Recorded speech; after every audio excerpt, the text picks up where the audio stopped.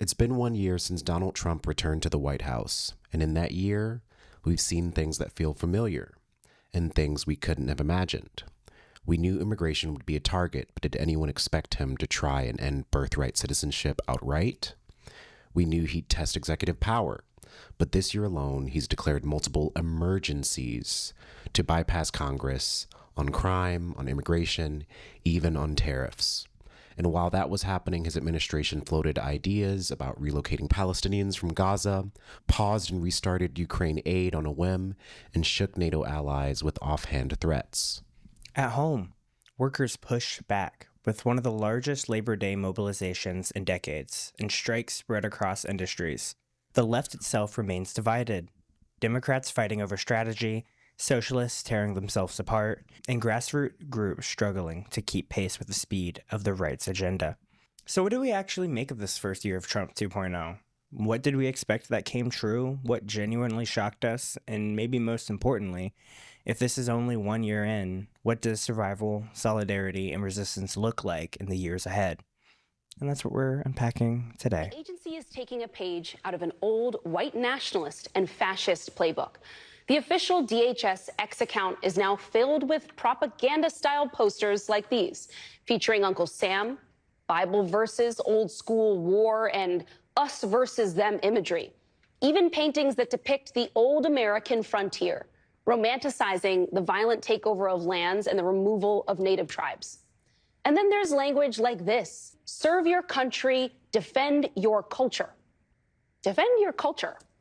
I thought we were told ICE's massive new budget was all about solving crime. If these phrases or images feel a little familiar to you, perhaps it's because you once saw them when you were learning about certain parts of our history in school, or because you've heard they feel familiar to historians who've studied the posters once used to recruit, say, soldiers in Nazi Germany. Normalizing this once fringe imagery and rhetoric goes beyond DHS, though. It's now being platformed by Secretary of Defense Pete Hegseth, who recently posted... Hello, everyone. Welcome to another episode.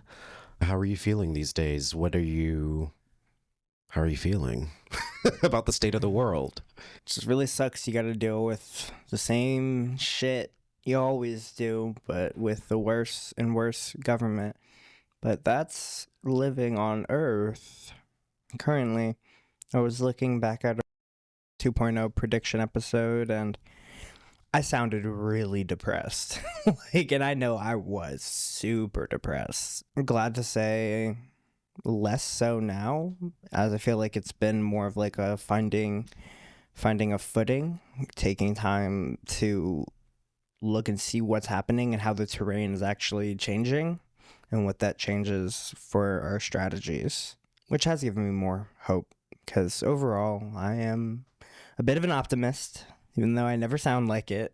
I just think, yeah, we have a lot that we can still be doing, and it's always worth it. It's always worth it.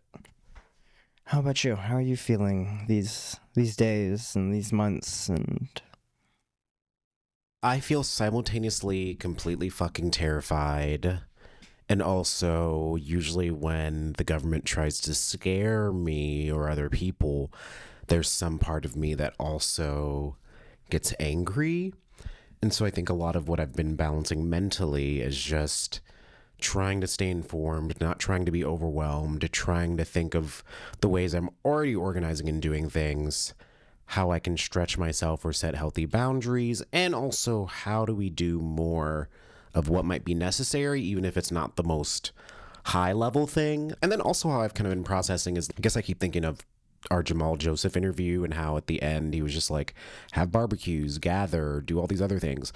And so if they're going to take away gay marriage, I need to maybe find my husband. You know what I mean? So I'm just like, we can marry you at the community barbecue. Yeah, I just think it's both the time to be intentional about what we want the collapse of this evil American project to look like, and also what it means to be human in the struggle through these things, I think is what I've been oscillating between. And it's definitely not like a joy is resistance, my joy is resistance. I'm not aligned with that. It's more, if the state wants us to lose all hope, what are the things I can tell myself in practice that help me not lose hope? And some of those are simple, some of those are complicated, but I feel like that's the healthiest way I've been looking at things, and also just trying to talk about it with friends and community and not having it be something that lives in my head. Like,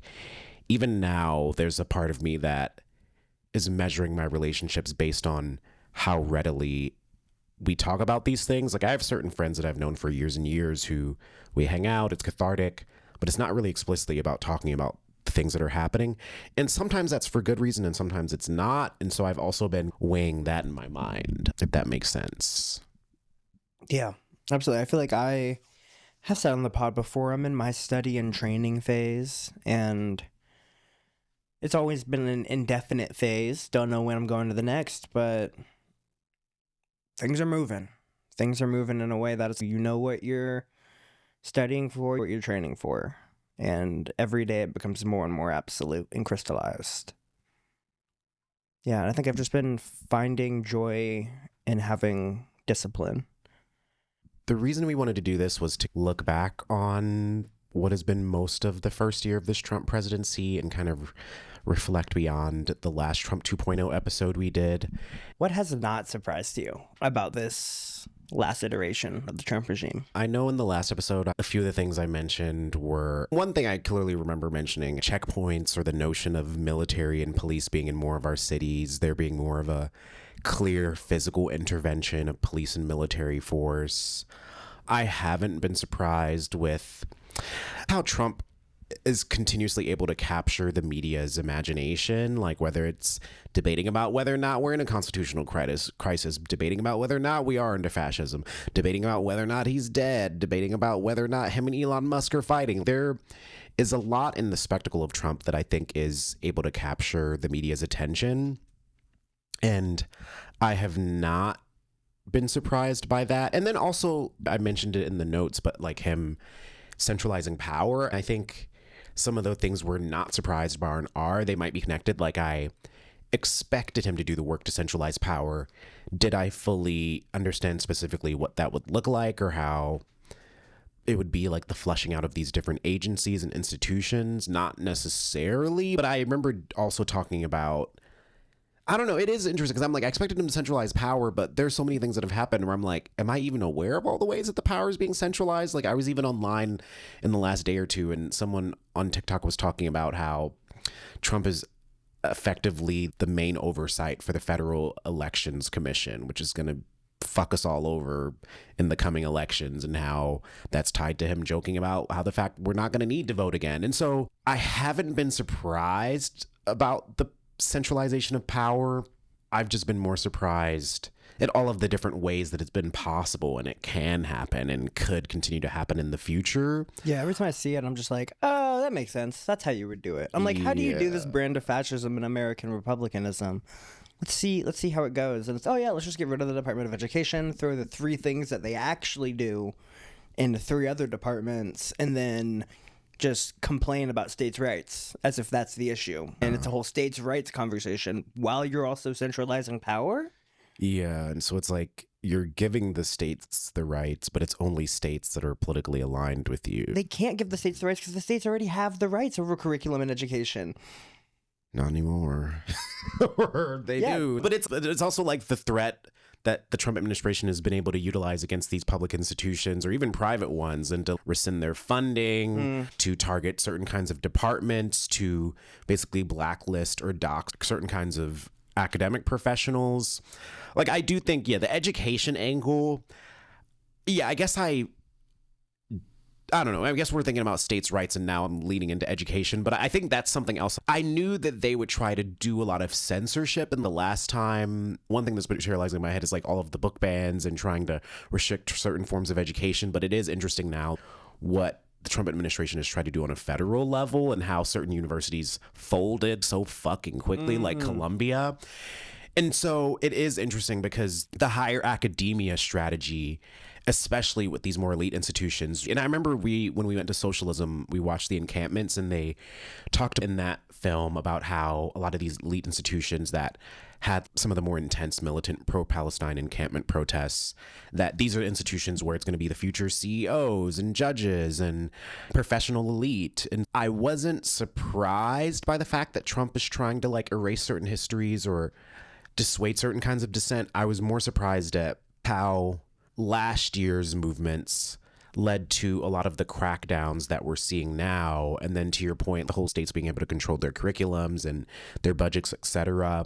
And so it is this interesting kind of multi-pronged strategy that I think is really weird. I recently did this art residency, and there was a writer there who writes a lot about eco-fascism and right-wing ideology. And she talked a lot about how it almost would have been better if Trump had gotten another 4 years immediately, because the same strategies he was using in the first Trump run would have just continued, and some of the inefficacy would have been like just as glaring. But now it's like with the 4 years of Biden, and then what was happening in the background with the Republicans and how the Republicans were able to block certain things like the student loan forgiveness, etc., while Biden was in office, amongst other things. We can see how the traces of Trump 1.0 are here, but it's a much more effective attack on the checks and balances. And we're going to talk a little further down around, like, this is a question I definitely want to dig into, is do we feel that the left is being out-organized? Why or why not? But I feel like that 4 year gap with Biden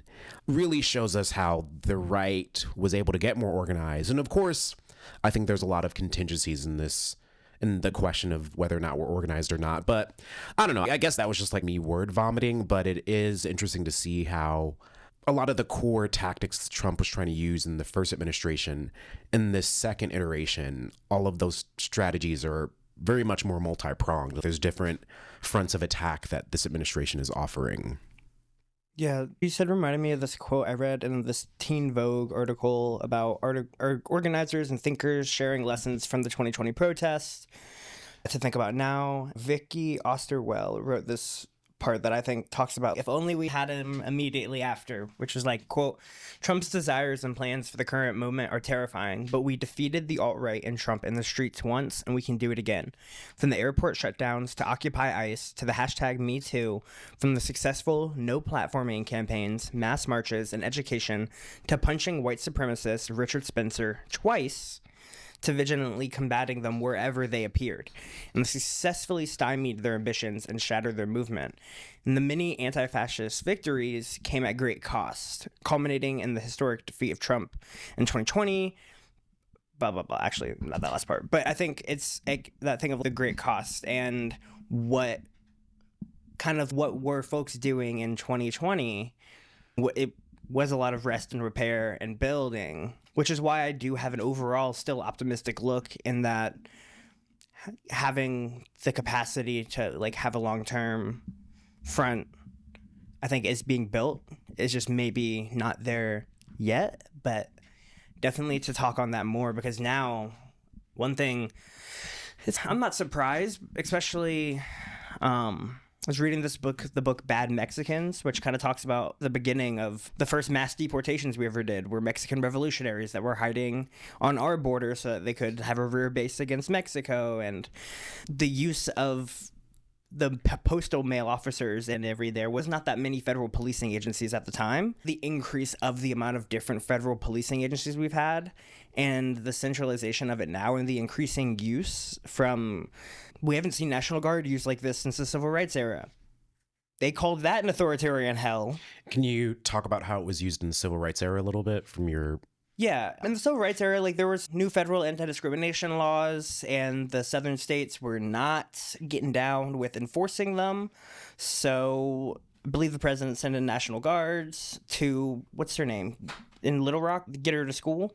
Ruby Bridges? Yeah, Ruby Bridges. Like that was the National Guard that was like walking children to school so that they could enforce desegregation. And Malcolm X had a quote on this that I really loved, which was like, it took them a really long time to get down there to do anything, and they did it pretty midly. And what we should have just done is had black militias come in and get the job done.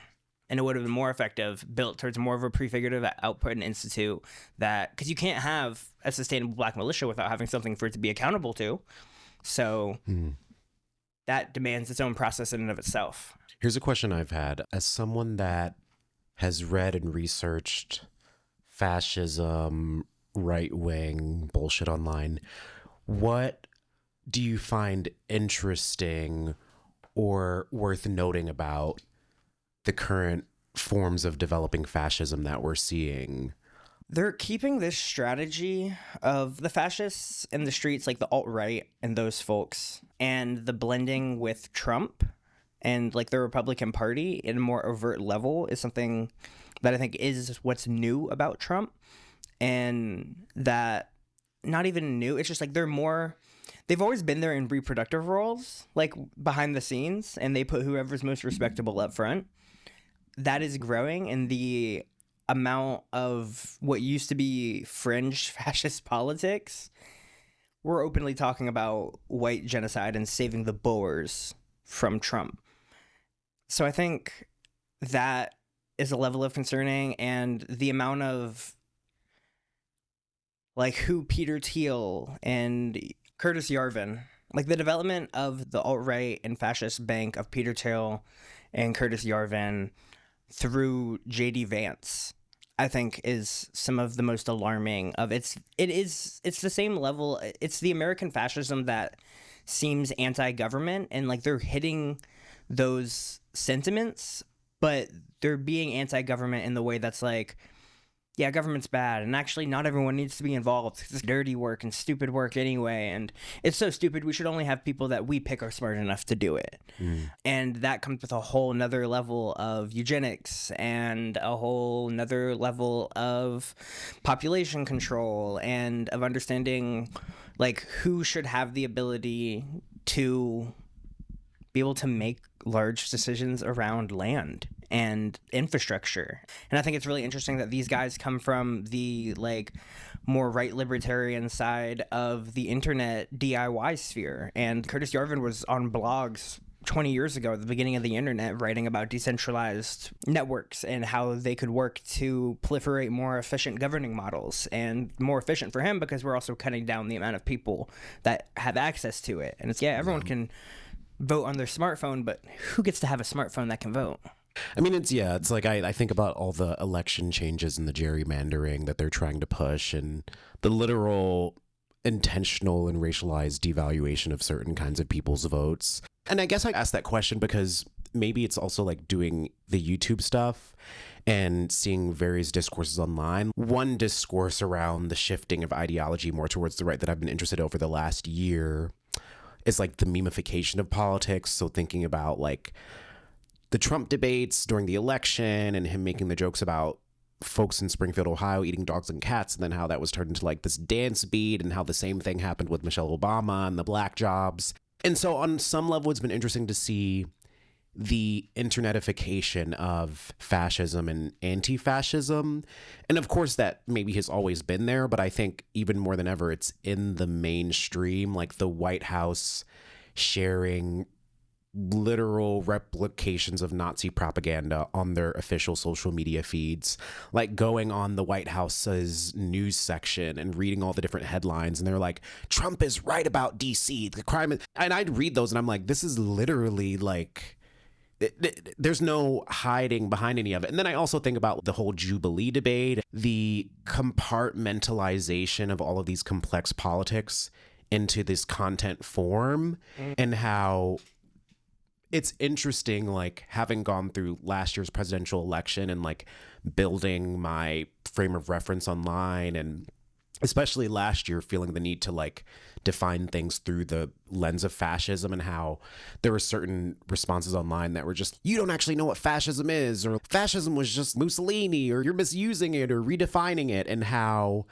I guess what I'm getting to is the internet both amplifies and shows us what's more in the mainstream, and it's also a product of propaganda and swaying people towards certain ideologies, but it's also a representation of our inability to either push back or not push back against fascism. The fact that it's so in the mainstream. And I guess what I'm speaking to is people can literally make careers off of it And for some people consuming these fascist ideologies, it's not propaganda. It's simply content. It's simply self-help. It's simply another discourse online to engage with, when actually so much of the internet workout culture related to like masculinity or even femininity is also tied to eugenics. And so I guess I find how it's represented online, maybe it's just literally the fact that it's so mainstream that it's impossible for anyone to ignore.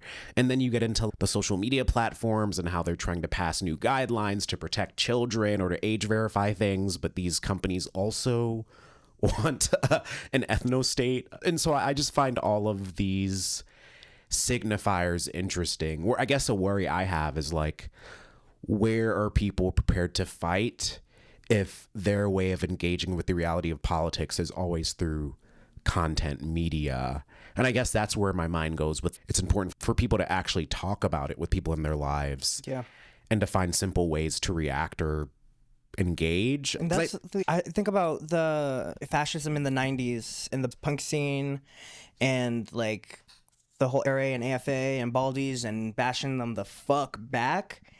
And like it was really successful. Where they go was really fucking them up until the internet came out and they moved online, and it became a whole, like, they were not having enough ground to be able to build, and learning that they actually don't need strong relationships to build what they want to build, especially if they want it to be like outside of the American project, and how that's changed how they fight. Because I think about all like the Terrorgram and Atomwaffen and Rapewaffen and these like horrible right-wing terror cell groups that can proliferate online by these conspiracy theories and by spreading misinformation and attaching to like personal insecurities. And specifically those groups I mentioned go very young so that people are impressionable and so that they know that they're not on the payroll of already being a Fed.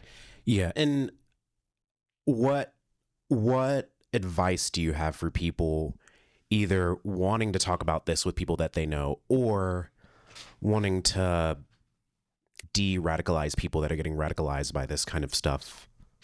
I guess just anywhere, but I'm thinking about the internet. Like, I guess I'm just thinking about younger people or people that are chronically online. Are there things that you think are like healthy ways to approach or combat it, or thoughts that people can center themselves on? Beyond like real, like really built infrastructure, because I'll say I was a youth 10, 12 years ago that didn't even believe society had an impact on me. Low key in that classical liberalism, read Ayn Rand for the first time, didn't really know what was happening, didn't want to subscribe to anything because I was like, I don't know anything. But I saw the pipeline, and I remember YouTube before ContraPoints 10 years ago. Like, YouTube was in it, like the whole leftist bread tube was in in response to how fascist YouTube was becoming. Like how you could turn on any video and within 3 autoplays you were getting Jordan Peterson and some own libs thing.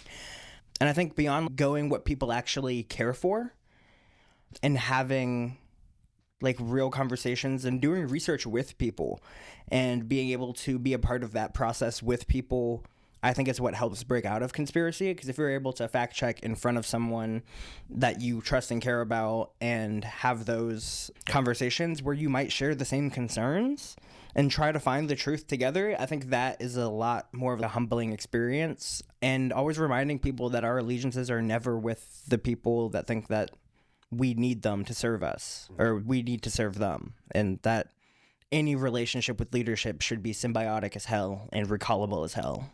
But, and also, yeah, the best way to fight fascism is to have strong anti-fascist prefigurative systems. Yeah, it's just so interesting because I've been trying to read more about fascism over the last week with research for stuff, and it's just so fascinating to me about how what we're seeing has all these innovations, but it's also tied to these core approaches to fascism, like the omnipotent leader, removing any political opponents and building in loyalists, invoking an external and internal enemy. One thing I was reading How Fascism Works by Jason Stanley, and he talks about the demand for a return to a mythic past.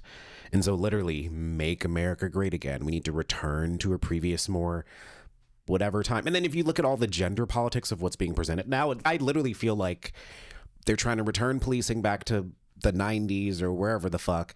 And all the gender politics, I'm like, we're going back to 2002. I don't know, or worse. Nostalgia to get back to the fascists of the 2000s, which were outright fucking Nazis. Exactly.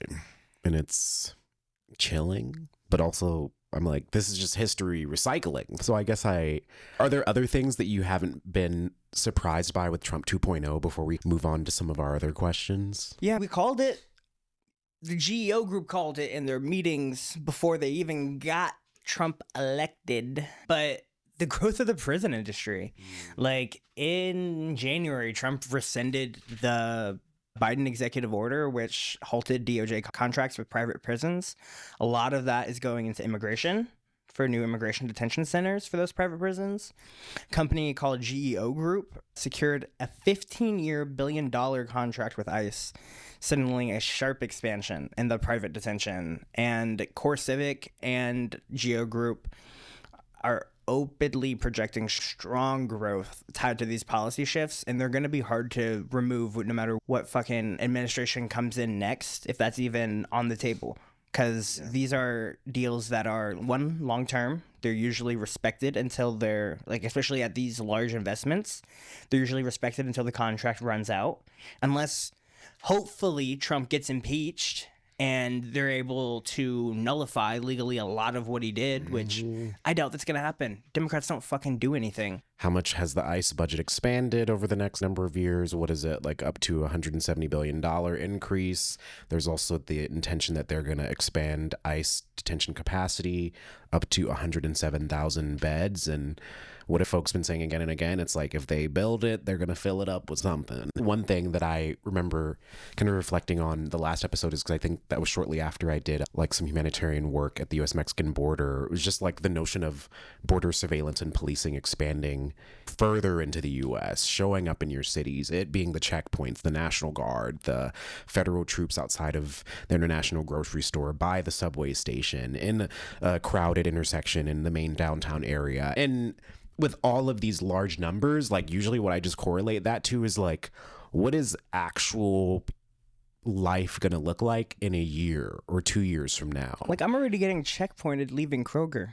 And that was after the Columbus police killed a black woman for allegedly stealing. Oh, yeah. Oh, my God. What year was that? 2023? Yeah. Around. Oh, God. Carceral system, the prison system, it's just interesting because I feel like it's one of the flashpoints in the news where more liberal or Democratic media likes to interview Trump supporters, and they're like, oh, I didn't think I wouldn't be allowed back into the U.S. because of a dismissed weed charge I had from 6 years ago. I just thought it would be like the rapists and the criminals, or I didn't think that they were going to come onto my farm and take a bunch of my undocumented workers that I pay way less and rely on for my high profit margin. And so it is interesting how the expansion of the carceral state, it's not to say that it's going to switch everyone, but it is interesting because I'm like, so there are right wingers that wanted the Trump administration because they either believed in free speech or in censoring things that they didn't believe in, but It's imagine if Garvey had become president and decided to lock up every black American and ship them back to Africa. Yeah. And that's how he dealt with slavery. Just be. Garvey called himself a fascist. He was open about that. And then even when I was at my residency, I think it was something that someone there who's from San Diego or Santa Cruz area, they were talking about how there's so many people of color that they've grown up with who are really getting more and more into the idea of joining the cops, joining National Guard, joining ICE, because there's also these fucking pay bonuses they get. And their National Guard has a thing where if you work there for a time, your parents, you can sponsor them more, and like all there's that jazz. there's a faster, more streamlined entryway into gaining citizenship. Yeah, and that's why there was those two brothers in the National Guard who escorted their mother in uniform to her ICE check-in. She came in, they came out, everything was fine. As soon as the boys left, ICE went to her home, grabbed her up, and she's gone. And I remember you said you saw that and you were like, maybe they shouldn't have done this on the news. Didn't you? I was just And then just the last thing is also the prisons are just getting worse and worse. Not that I think we should have more COs and that should be something we're giving all our money to, but while we have fucking prisons, without COs there, people are not able to leave their cells. Like incarcerated individuals are having heavier restrictions, new policies, weekly, full day, or nightly lockdowns are being reported all over the states. Staffing levels, because of Trump's hiring freezes as well, have eliminated collective bargaining, making correctional staff at-will employees. And this is mainly in the federal BOP, Bureau of Prisons. And it's insane to watch, too, because I think about, not New York City, the New York CO strike that happened. And what they were complaining about and how it was a wildcat strike. And even that led to the worst condition. The National Guard took over the prisons to run them for a minute, and they were just treating them like shit. COs are barely fucking trained for that. That's half of what they're fucking complaining for. This whole prison system is toxic to everyone involved. So my policy solution to that is to abolish the prisons and free everyone, not hiring more COs. I'm just saying it's getting worse with all the policies that they want to do, because they also hate anyone who has a job. If you get paid wagely, they want to make you not. And there's that whole thing people say, cops aren't laborers, cops aren't workers. They get a paycheck. They may not be the kind of worker you want or you want to organize with, or the organizing labor that you think should be sustained. And I don't want to organize them either. I think they should organize themselves off a cliff. Yeah. Like police unions are the only unions that actually matter in this fucking country. Yeah. If you talk to the government or look at it, they're the only ones that get any sort of wins consistently. Like they barely got to try hard. They don't have to try hard at all. Yeah. Because they're a police union. Dick riders. Just so you know, COs are also in the same unions as most security guards, like that do like private security. So one of the next questions we have is, what has surprised you or shocked you about this new Trump administration? Have there been particular headlines or moments, or even just like things you woke up to in the news and you were like, oh my God? This is so random, but I didn't expect the flag burning. Oh yeah, that was like a week ago or something. And what is it? It's like there's a heavier penalty you can get up. You're gonna get up to inciting a riot now. But isn't that up to like 5 years in prison or something? I think I read. And you're like, I don't want to know. I'll know when I get sentenced. Yeah, the flag burning, I don't know. And I think what's maybe surprised and not surprised me in certain ways is I do feel like some of the things that are passing, or like the executive orders, it almost feels like in whatever Trump's inner circle, there's like certain things that they're specifically angry about, and then there's an executive order around it. I heard with the DC National Guard takeover that some people were talking online about how that was related to someone in Trump's administration getting beaten up or mugged or something in DC, and how that like drove the administration to want to do shit like that. And then with the flag burning, who got angry about something that they saw online? Because it just seems it makes sense in terms of penalizing anything that isn't a direct expression of patriotism, but it doesn't make sense in terms of why was this just thrown in amongst all the other high level systemic shit that it's also just a big fuck you. We can get around any 5-4 Supreme Court decision we want. Yeah.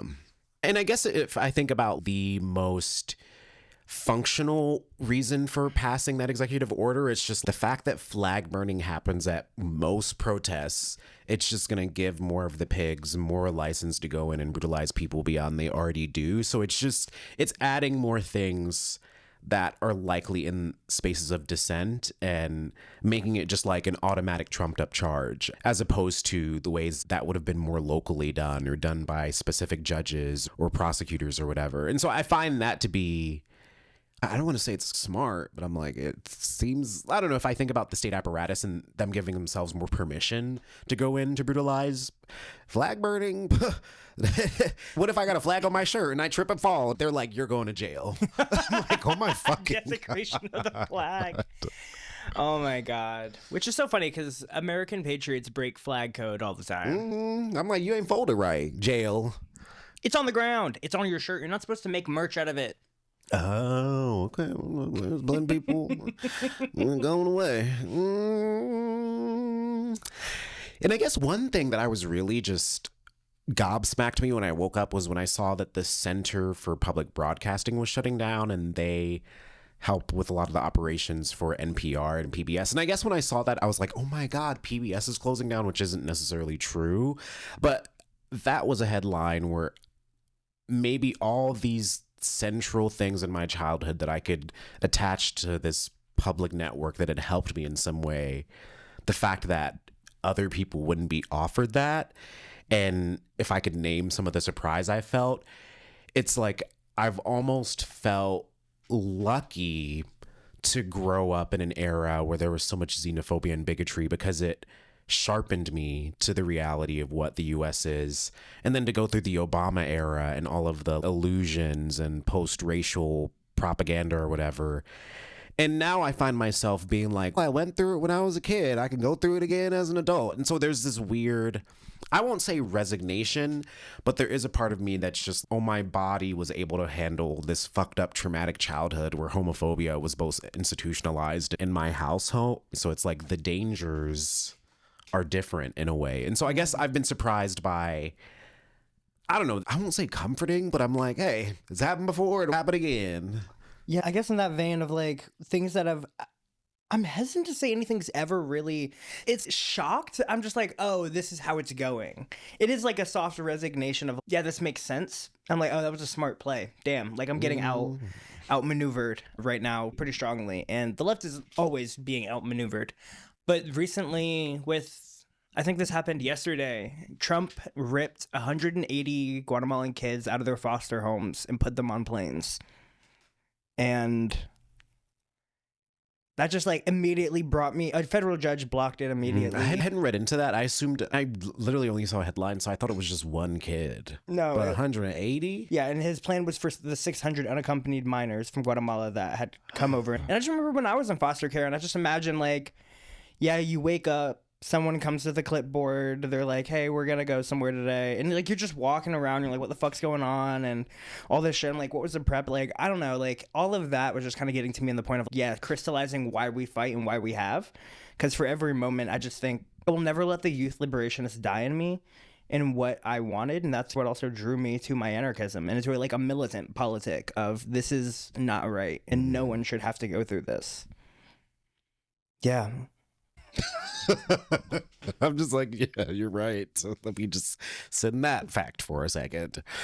I guess something I've been questioning, or I've been shocked by, or I guess maybe it's just been one of those things where I'm like, come on. I guess the people that are getting interviewed by the news where they're just like, I didn't know he'd go after my farm workers, or I didn't know he'd come after me for my marijuana charge, or I didn't know he'd take away the taqueria downtown. And I don't want to be mean, but I'm like, to be POC and vote for Trump, part of me is like, how fucking dumb can you be? And then to see some people of color be like, oh, I didn't know he'd be doing this. I'm like, what the hell? And then for white people, I'm just, you don't think you get caught up in the spillage or something? So I don't know. There's some part of that. And so I've been somewhat invested or interested in trying to understand more of how the Trump camp is splitting or pulling away. Like, I know a lot of people care about the Epstein files. I understand that, but I can't really explain it. And I feel like with immigration stuff, there's some splits where people are like, this isn't how you have due process. But I'm like, he wasn't really pitching due process. So I don't really know. Or they're like, this isn't how law and order works. I'm like, he wasn't advocating for law and order. And then I think the other point of contention I imagine or wonder is, what about the economy? Isn't it going to get worse? So I'm like, isn't the point of a good leader in the US is that you help the economy? But then I'm like, what part of the economy? It's the economy for the elite. He's giving, like, a lot of people, and like part of my Dominican family was like, yeah, it's gonna be good for business. And I'm like, dude, you're like a junior executive. Like, it's not even your business. I know that for 1099s or whatever, like before it was that you need anything over $600, you had to fill out a 1099. Now that's what I mean. 2,000. Like, so I heard that and I was like, wait, hold up, wait. And this is what I'm saying. Like, it's this really small things that the breadcrumbs he thinks that is gonna work, especially because people. There's no good way to be invested unless you're a political junkie in what's actually happening. Because the conservatives are like, oh, this isn't how you do law and order. To them, he was trying to do that. And every Republican, every brand like that is trying to do that. Because what are they trying to do? Go work their thing, 40, 60 hours a week, come home. I was talking to homie Yair from In the Belly, and he was like, oh no, dismantling these institutions, if I didn't know better, I'd be pro-Trump. And I'm like, yeah, if you take a super cut from everything pro-working class that Trump has said, he's a hero. He is a swamp fighting, elite fighting, good guy who's a little unconventional. And yeah, he's your uncle who says too much. He's your uncle. Yeah, but it is like the, I don't know, like a smaller government, stronger military? Gonna pull it out. They want the minarchy. Yeah, it's just like, oh, this isn't like a so. I kind of want to get on that point of, is the left out organized right now? Why or why not? And my general statement is always yes. When have they not been? Maybe that one time we took over Russia. I took over China for a year or two, and then right-wing elements took back over. I think now it's one of those things where I like to look at things like community movement builders, looking at Cooperation Jackson, looking at these different organizations that have grassroots focus, and think about what structures or federated structures are necessary. And I know that's a part of their line of thinking, and that gives me a lot of hope, because we need to be able to sustain long-term challenges, but we can't just make it overnight. And I think like over the past 8 years, and even like the past 20 years, because there's a lot of vets from the BLA and Black Panther Party that are in those organizations, and even like Black Men building these voluntary associations and then being able to make them into larger coalitions and structures that can sustain long-term strategic challenges to not only the administration, but to capitalism, to being disenfranchised. And I think continuing to focus on mutual aid and accountability in these spaces as something that's like building something new that can be used outside of the judges, courts, and police, and even the capitalist food market. And I'll add the beauty of it. Add to that, I was listening to Movement Memos, and there was an interview with Charles Burley. I don't really know much about the organizer that much, but he basically was talking about organizing in a captured state. In the interview, he talked about rising fascism, and he said that essentially anti-fascist organizing has to expand where it shows up. And so it's going against the traditional street fighting or going where they go, but also what does anti-fascism look like when you incorporate it with community health organizations and organizing, or liberation schools, or any other prefigurative structure that's necessary. But how can we react appropriately to the fascism of this moment and also build that reaction into these prefigurative structures that are being built out because of the state's failures, or they're pulling away from social services or public services. And so I do think that is a really important way forward. And I think, to your point, like in the notes you have, do door knocking, and I take that as the material need for people to have space to gather, to talk about things, to process, and to not even to organize, but just to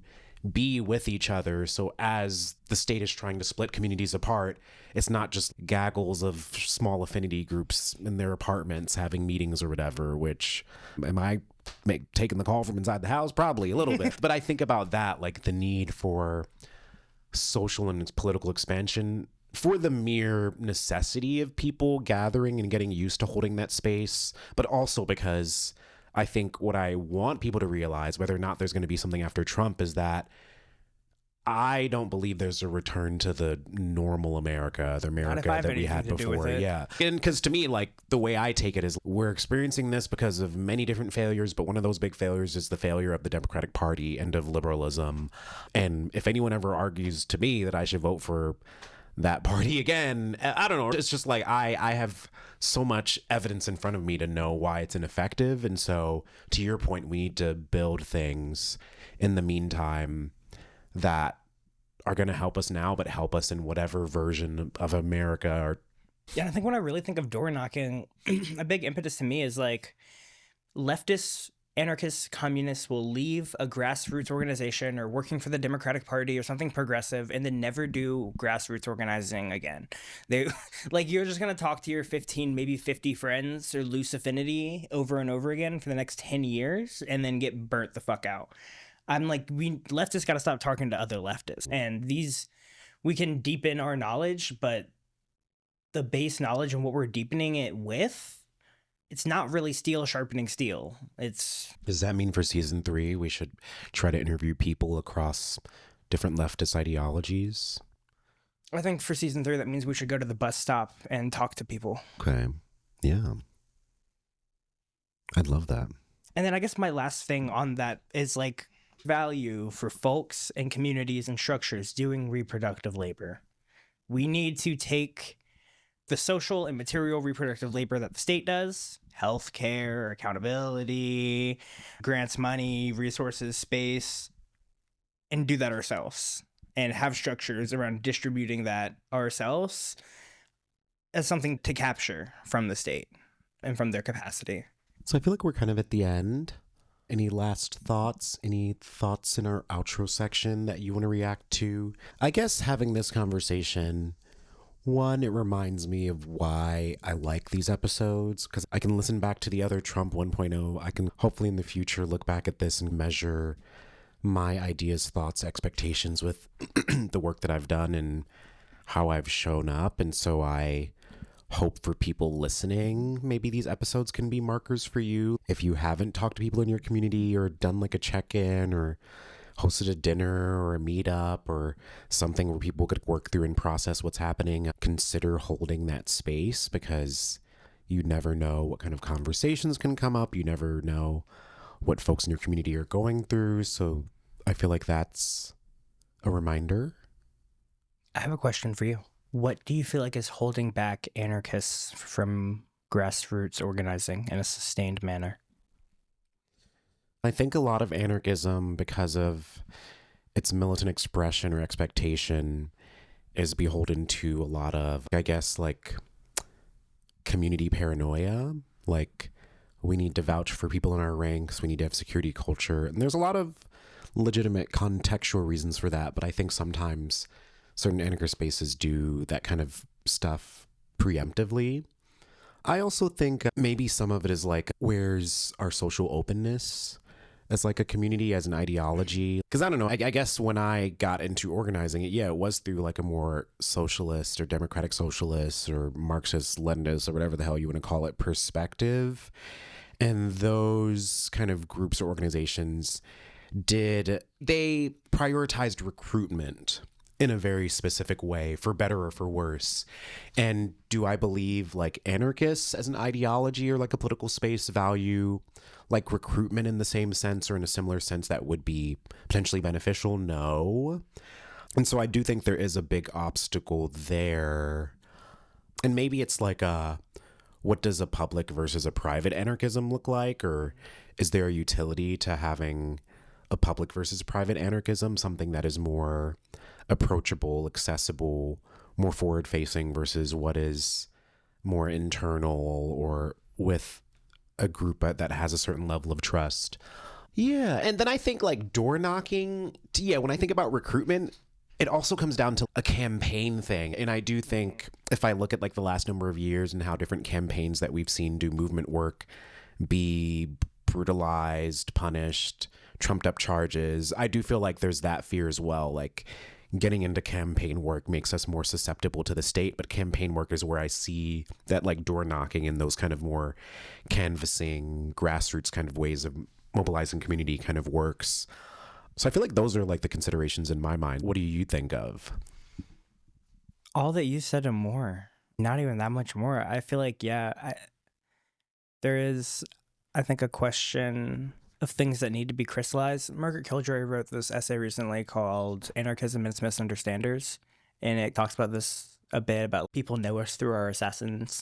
They know us through our militants, and at best they may know us because of our, like, the strong anarchist organizer. That's 3 of them in one group, like people that organized against the WTO, which had a lot of anarchist organizers, but like they weren't saying that. They were just organizing. And I don't know. Yeah, I think it's that social commitment to do something very public and unvetted. Because I feel like there are like a lot of anarchists that do that reproductive labor. And if you're in that scene, in my opinion, you're more likely to be militant and then be susceptible to this, or at least trying to understand how susceptible and vulnerable and what is our attack surface as people who want to take more actions and be able to sustain something capable of defending people. But I think, yeah, it comes into that pitfall of what people are going to defend if it's just you in a corner talking to yourself about the coming of fascism. It's connected to a lot of things we've been thinking about off the podcast, and so it is useful to think about. If you're an anarchist and you don't even know what you want to organize, just grab some zines and go down to your local demonstration and just talk to people. People want answers. People want clues. People want conversation items and things to debate and go through. Very vital in this moment right now. Okay, random last thing. Any predictions? I predict that Trump is going to make a meme about trumped up charges. Oh, I think there's going to be some kind of central sex scandal in Trump's administration.